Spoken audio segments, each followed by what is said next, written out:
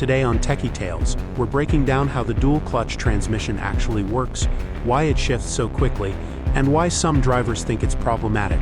Once you understand what's happening inside the gearbox, a lot of those strange behaviors suddenly make sense. Before we understand a dual-clutch transmission, we need to quickly talk about why cars need transmissions in the first place.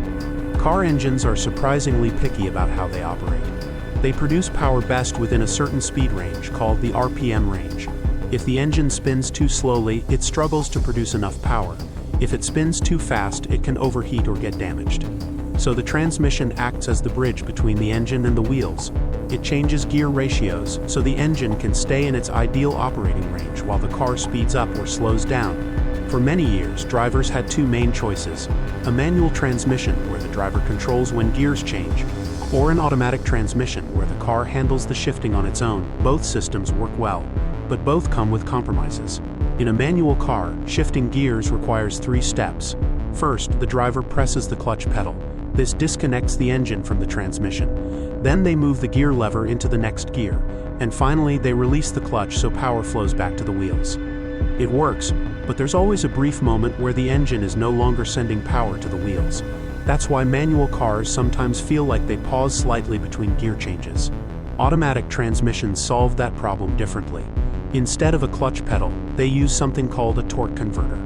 This allows the engine to remain connected to the transmission even while gears are changing. The result is very smooth gear shifts, but there's a downside.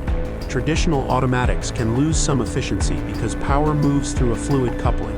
They can also feel slower when shifting gears. So engineers started asking an interesting question.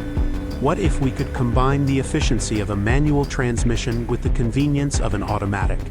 That idea eventually led to the development of the dual-clutch transmission. Despite sounding complicated, the basic concept behind a dual-clutch transmission is actually very clever. Instead of using one clutch, the system uses 2, but those 2 clutches are doing something very specific.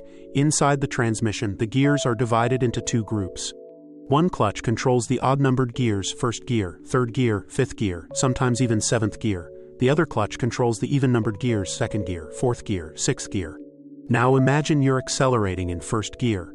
While you're still driving in 1st gear, the transmission has already prepared 2nd gear in the background. 2nd gear is ready, it's just waiting. So the moment the car decides to shift, one clutch disengages while the other engages. The change happens extremely quickly, often in just a few milliseconds.